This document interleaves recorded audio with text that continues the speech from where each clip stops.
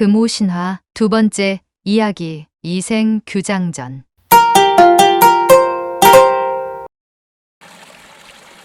조선시대 개성에 있는 낙타교 옆에 이생이라는 청년이 살고 있었다.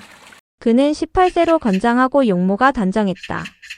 또한 일찍 학문의 뜻을 두어 글짓는 솜씨가 뛰어나 주위에 칭찬이 자자하였다.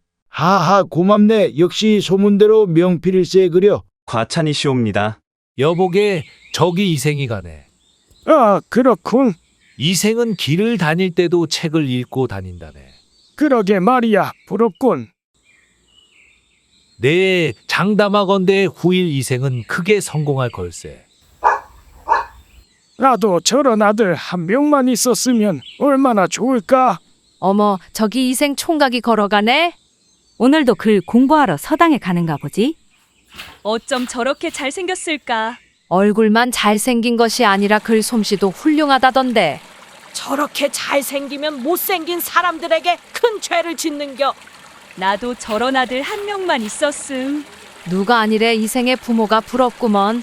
아유, 내가 10년만 젊었어도 이생 총각과 어떻게든 연애를 한번 해볼 텐데. 에구, 주책이야. 틀린 이야긴 아니구먼.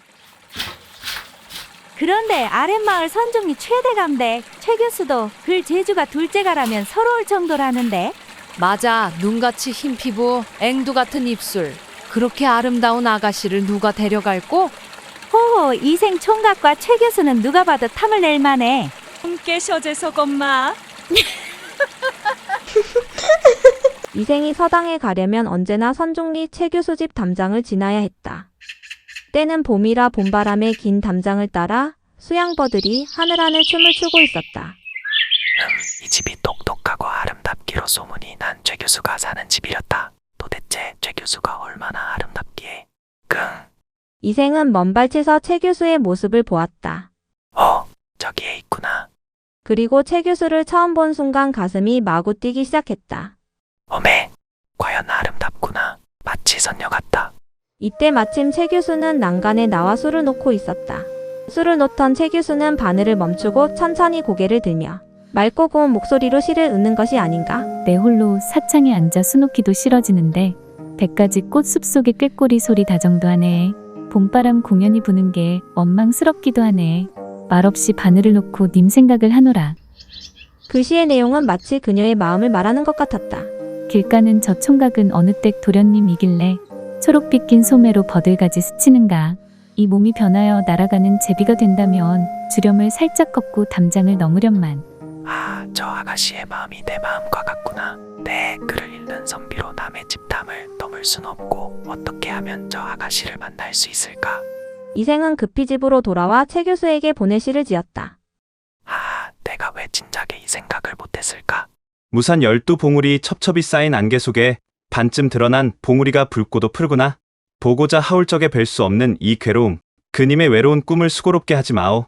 구름 되고 비가 되어 양대에서 만나보세. 아, 이만하면 그녀에게 내 마음을 알릴 수 있겠지. 다음날 이생은 시가 적힌 종이를 가슴에 품고 최대감 댁으로 뛰어갔다. 담이 높아 어쩐다지. 꼭 이 시를 전해주어야 할 텐데 나무에 올라가서 던져줄까? 아니야, 바람에 날아갈지도 몰라. 마땅히 좋은 방법이 안 떠오르네. 아구구구. 아이고. 발이야. 이생은 공연히 단밑만 왔다 갔다 하다 땅바닥에 있던 기와 조각에 발이 걸려 그만 넘어질 뻔하였다. 그래. 이 기와 조각에 쪽지를 매달아 담 안으로 넘기면 되겠군. 이생은 시를 적은 종이를 조심스럽게 담 안으로 던졌다.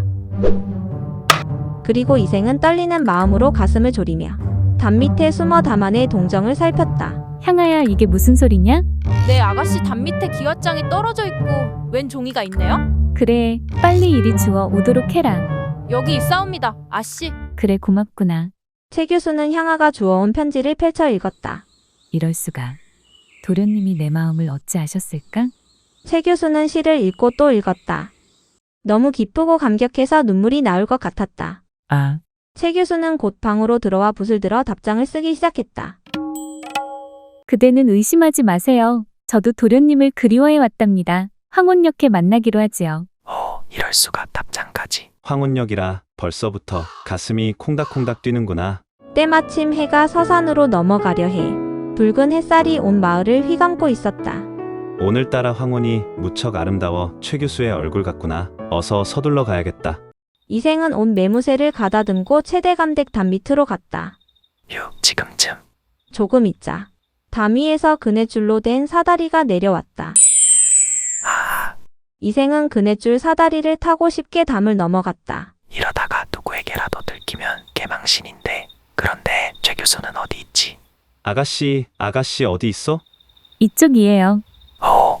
호호호. 최 교수는 이생 앞으로 살며시 다가오다가 이생은 그녀의 모습이 영락없는 선녀라고 생각했다. 달을 향해 두 눈을 감고 다시 한수를 읊었다. 복사꽃 가지 사이로 꽃은 피어 화려하고 원앙 수놓은 베갯머리에 달빛도 고와라. 훌륭한 시로다. 내가 답시를 안 할 수가 없구나.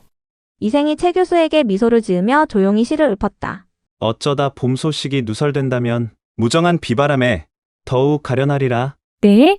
도련님 왜 그런 말씀을 하십니까? 저는 도련님과 앞으로 부부가 되어 아내의 도리를 다하며 100년을 함께 행복을 누리고자 하는데 소녀는 비록 오늘의 만남이 탄로나서 부모님께 꾸중을 듣는다 해도 한평생 도련님만을 모시고 살 것을 맹세했나이다. 이런. 그런데 도련님은 사내 대장부로서 어찌 그리 나약한 말씀을 하는지요? 이생은 최 교수의 다부진 말에 조금은 창피하고 부끄러웠다. 아가씨. 향아야 너는 어서 가서 술상을 준비하거라. 네. 향아가 가버리자 멀리서 개짖는 소리만 간혹 들릴 뿐 달빛을 받은 흰 백합이 청초하기 그지 없었다. 아가씨 저곳은 무엇이요? 호호호 도련님 궁금하시면 같이 가시지요. 정말 아름다운 정원이로군. 호호호 제가 외동딸이라 부모님께서 각별히 예뻐해 주셔서 이 연못가에 작은 누각을 짓고 온갖 꽃들을 심어주어 봄이면 이곳은 온통 꽃내음으로 가득하답니다. 그럼 부모님들은 어디에서 사시나요? 호호 저희 부모님은 멀리 안채에 계신답니다. 웃고 떠들어도 거기까진 들리지 않아요. 이생이 최 교수가 인도하는 대로 따라갔더니 정자 위에는 벌써 향기로운 술과 음식이 가득 차려져 있었다. 음식상은 차려졌느냐? 네, 어서 오세요, 도련님. 이거 정말 꿈만 같소이다. 호호 그러시옵니까 도련님. 도련님과 저희 첫 만남을 기리는 뜻에서 소녀가 먼저 술 한 잔을 올리겠습니다. 고맙소. 이생에게 술을 따른 후 최 교수는 일어나 기쁨의 시를 지었다. 굽어진 난간을 기대해 연꽃을 바라보는데 연못가 꽃떨기 속에서 님들이 속삭이네. 향기로운 안개 속에 봄 기운 화창할 때 새곡조 지어 백조사를 노래하네. 이에 이생이 술을 한 잔 들이키고 일어나 최 교수의 곁으로 다가와 화답하였다. 꿈겨울 무릉도원에 복숭아꽃 한창이라. 님 그리던 이 마음 무엇으로 표현할꼬. 구름같이 쪽진 머리 금비녀 낮게 꽂고 고운 봄 적삼은 모시배로 지었구나. 한 가지에 달린 꽃을 봄바람이 피워주니 무정한 비바람아 꽃가지에 부지 마라. 호호호 도련님. 이생의 시를 듣고 난 후 최 교수가 부끄러운 듯 고개를 살포시 들곤 말하였다. 생각건대 도련님과 소녀는 실로 보통 인연이 아니옵니다. 소녀는 도련님과 함께 평생을 살고 싶사옵니다.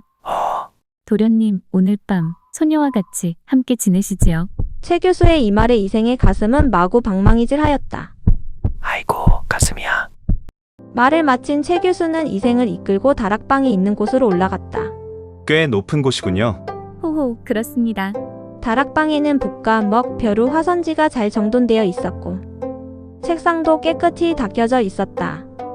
정말 훌륭하군. 이 방이 저희 서재랍니다. 훌륭한 그림이로군. 어떤 사람의 붓끝에 힘이 넘쳐 이렇게 강 한가운데 첩첩산을 그렸는가.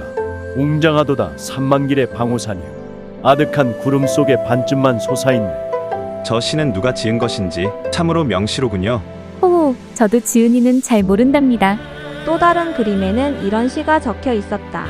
연꽃 휘장 따뜻하고 향내 퍼지는데 창밖으로 비처럼 살구꽃 휘날리네. 오경역 종소리에 잠에서 깨고 보니 개나리 무성한 두 개 때까치가 우진네. 이 시 또한 정말 훌륭한 시로군요. 호호 그런 것 같습니다. 이생이 시와 그림을 다 감상하자 최 교수는 이생을 별당으로 안내했다. 자 도련님 이쪽으로. 네. 이생이 최 교수의 안내로 별당에 도착하자 방 안에는 향기로운 냄새가 가득했고 아랫목에는 비단 이불이 깔려 있었다. 야, 대단하오. 여기에도 이런 아름다운 방이 있었다니? 이생은 며칠 동안이나 집에 가지 않고 별당에서 도란도란 속삭이며 최 교수와 행복한 시간을 가졌다. 아, 도련님, 무슨 고민이 있으신가요? 내가 여기에 머문 지도 벌써 사흘이 지났소. 부모님이 계시면 놀러 나가도 반드시 가는 곳을 알려드려야 한다고 했소. 내가 여기에 온 지도 여러 날이 되어 아마도 부모님께서 크게 걱정을 할 것이오. 듣고 보니 그러합니다. 도련님, 서둘러 대액으로 돌아가십시오. 그리고 부모님의 허락을 받으십시오. 꼭 그렇게 하겠소. 최 교수는 이생이 측은하게 생각되어 집으로 돌아가게 했다. 헤어진 지 하루도 안 됐는데 금세 또 보고 싶어지는군. 안 되겠어. 빨리 가서 최 교수를 만나봐야지. 이생은 최 교수와 헤어지고 난 후에 최 교수를 못 잊어 매일 밤 찾아왔다. 도련님, 내 도저히 보고 싶어 견딜 수가 없었소. 우리 이제 절대로 헤어지지 맙시다. 도련님. 두 사람은 서로가 처음 만났던 달빛 물든 그 밤을 잊을 수가 없었다. 그러던 어느 날 저녁이었다. 이생의 아버지는 이생을 불러 난데없이 큰 소리로 호통을 치는 것이었다. 내 이놈, 내가 내 죄를 알겠느냐? 무슨 말씀이시온지? 내 어찌 밤을 낮삼아 돌아다니는고? 이는 필경 남의 집 담을 뛰어넘거나 못된 짓을 하고 다님이 분명하렸다. 아, 아버님, 실은 그게 아니라 듣기 싫다. 내 경박한 행동으로 인해 이 아비가 자식 교육을 엉망으로 시켰다는 말을 듣게 되었으니 이 얼마나 창피하고 부끄러운 일이더냐? 그것 참 아버님이 최 교수와 만난 걸 어떻게 알았을까? 그리고 그 교수도 문제니라. 너 때문에 양반집 가문에 먹칠을 했으니 그 교수는 또 어떻게 책임질 것이냐? 이 상황을 어떻게 빠져나간다지? 무슨 꿍꿍이 생각을 하고 있는 게냐? 아야, 내 입이 있다면 말해보거라. 님, 소자가 잘못했습니다. 그러나 제 말 좀 들어보시고. 들을 필요 없다. 지금 당장 울주로 내려가 농사일이나 거들고 있거라. 네. 아버지에게 들킨 사랑. 이생과 최 교수의 인연은 여기서 끝나버리는 걸까? 아니면 사랑의 운명은 그들을 다시 이어줄 것인가? 이생교장전 하편을 기대해 주세요.